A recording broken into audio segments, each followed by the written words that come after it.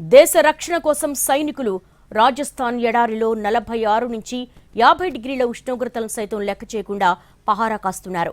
ఎడారి ప్రాంతంలో ఉన్న బంకర్లలో ఉంటూ పాక్ నుంచి చొరబాట్లు లేకుండా చూస్తున్నారు. జైసల్మేర్, లాంగేవాలా, కిషన్గఢ్ సెక్టార్లో ఆర్మీ అనుక్షణం అప్రమత్తంగా ఉంటూ సేవలందిస్తోంది. చుట్టూ ఇసుక, మట్టి దిబ్బలు, ఎడారి పాముల మధ్య సైనికులు సహవాసం చేస్తున్నారు.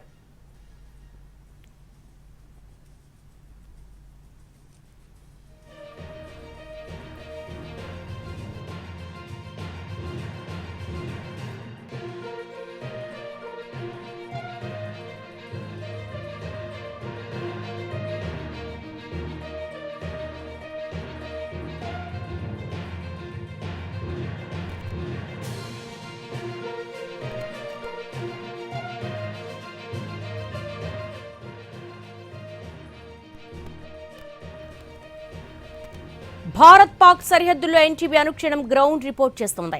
రాజస్థాన్ ఎడారిలోని బంకర్ల నుంచి డీటెయిల్స్ మా ప్రతినిధి దినకర్ అందిస్తారు. వాతావరణం యుద్ధానికి దారి తీస్తుంది, యుద్ధం జరుగుతుందన్నట్టుగా భారతీయులు భావిస్తున్నారు.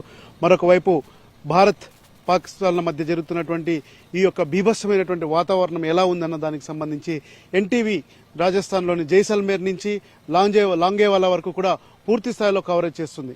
1971లో జరిగినటువంటి యుద్ధ సమయంలో లాంగేవాలాకి పాకిస్తాన్ సైన్యం చొచ్చుకొని రావడం, తర్వాత భారత సైన్యం దాన్ని తిప్పికొట్టడంతో 1971లో ఆ యొక్క ఘన విజయాన్ని సాధించింది. దాన్ని ఇప్పటికీ కూడా భారత్ ఘనంగా చెప్పుకుంటున్న పరిస్థితి. ప్రస్తుతం నేను లాంగేవాలా వెళ్లే రూట్లో ఉన్నాను. ఈ మొత్తం అంతా కూడా డిజర్ట్తో కూడినటువంటి పరిస్థితి. ప్రతి ఒక్క ఇది కూడా ఒక్క నరమానవుడు కూడా కనిపించరు. ఎప్పుడో ఒకప్పుడు వాహనాలు వెళ్తున్నటువంటి పరిస్థితి. మొత్తం 100 కిలోమీటర్లకు పైగా ఇలాంటి మొత్తం ఎడారి ప్రాంతం ఉంటుంది.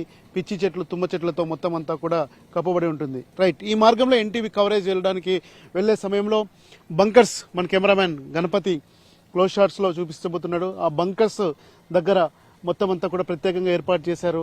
పాకిస్తాన్ నుంచి ఏ క్షణమైనా కానీ, ఎప్పుడైనా కానీ పూర్తి స్థాయిలో యుద్ధం వస్తే కనుక ఆర్మీ జవాన్లు కూడా అక్కడ ఉండి మానిటరింగ్ చేసి ఈ ప్రాంతంలోకి ఎవరిని చొచ్చుకురానికుండా ఉండడానికి ప్రత్యేకంగా ఏర్పాటు చేశారు. సో బంకర్లు ఎలా ఉంటున్నాయి?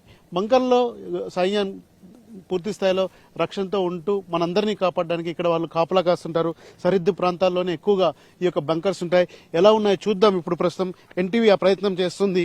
మొత్తం అంతా కూడా ఇక్కడికి వెళ్తున్నాం. మనం వెళ్ళి పూర్తి స్థాయిలో ఒక బంకర్ ఎలా ఉండబోతుంది అన్న దానికి సంబంధించి కూడా చూద్దాం. ఈ యొక్క ఏదైతే ఎడారి ప్రాంతం అంతా ఉందో అక్కడ 24 గంటల పాటు వంతుల వారిగా పనిచేస్తారు మన సైనికులు. వారికి ఉన్నటువంటి విధి నిర్వహణ అనే దానికన్నా దేశ సమైక్యత కోసం, దేశాన్ని కాపాడడం కోసం మొత్తం అంతా కూడా వారు చేస్తారు. అలాగే బంకర్స్ ఎలా ఉన్నాయి ఇదిగో చూడండి. పూర్తి స్థాయిలో జాగ్రత్తలు తీసుకుంటూ ఎవరైనా చొచ్చుకొచ్చినా కానీ దీంట్లోనే పూర్తిగా చిక్కుకుపోయేలాగా ఇలాంటి ఐరన్ ఓర్కు సంబంధించినట్టు కూడా పెట్టడం జరిగింది. బంకర్లో దాక్కుంటారు.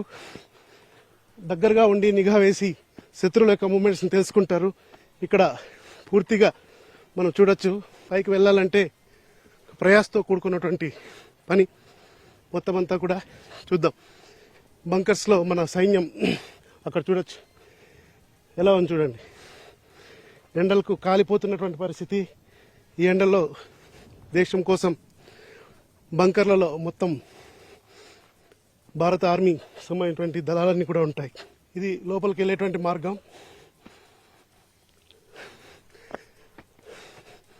ఆయాసం వస్తుంది, ఎందుకంటే అత్యంత ఎత్తైన ప్రాంతంలో బంకర్లు ఏర్పాటు చేసుకొని వాటి ద్వారా రక్షణ ఇస్తూ మొత్తం అంతా కూడా గస్తీగా వస్తుంటారు. చూడొచ్చు ఆ చిన్న ప్రాంతాల్లో మన కెమెరామ్యాన్ గణపతి చూపిస్తున్నాడు. ఈ బంకర్స్ ఏవైతే ఉన్నాయో ఈ బంకర్స్లోనే సైనికులంతా కూడా ఉండి గస్తీ కాస్తూ మన దేశాన్ని బోర్డర్లో పాకిస్తాన్ నుంచి కూడా కాపాడే ప్రయత్నం చేస్తుంటారు. చాలా ఎత్తైన ప్రాంతం ఇది. ఈ సెక్టర్లో ఇలా బంకర్లు ఏర్పాటు చేసుకొని సెక్యూర్డ్గా అంటే చిన్నది, దాదాపు 5 అడుగుల పొడవు కూడా లేదు, వెడల్పు తక్కువ ఉంది. కేవలం దీంట్లో నుంచి మాత్రమే వస్తూ పోతూ వాళ్ళు దేశానికి సేవ చేస్తుంటారు.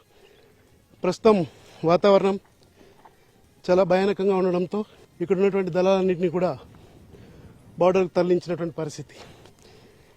ఎన్టీవీ కవర్ చేస్తుంది ఇక్కడ మొత్తం అంతా. సో ఇలా బంకర్స్లో భారత సైన్యం యొక్క పరిస్థితి ఎలా ఉందన్న దానికి సంబంధించి, అలాగే అది ఈ బార్డర్లో మొత్తం అంతా ఈ దాదాపు మనం చూస్తే చాలా వ్యూ షాట్లో ఉంటుంది. ఆ వ్యూ అంతా చూస్తే ఎంత దూరంలో ఉన్నాయో కానీ శత్రువుని కొట్టేంత వీలుగా బంకర్లు ఏర్పాటు చేసుకుంటారు. ఈ బంకర్కి సంబంధించి పూర్తిగా ఎన్టీవీ లాంగే వాళ్ళ దగ్గర కూడా వెళ్తుంది. అక్కడ యుద్ధ వాతావరణానికి సంబంధించి ఎలా ఉండేది, గతంలో ఆ విజయం ఎలా వచ్చిందన్న దానికి కూడా ఎన్టీవీ చెప్పే ప్రయత్నం చేస్తుంది. ఆన్ రోడ్ టు లాంగేవాలలో బంకర్స్ దగ్గర నుంచి దినకర్ ఎన్టీవీ కెమెరామెన్ గణపతితో కలిసి.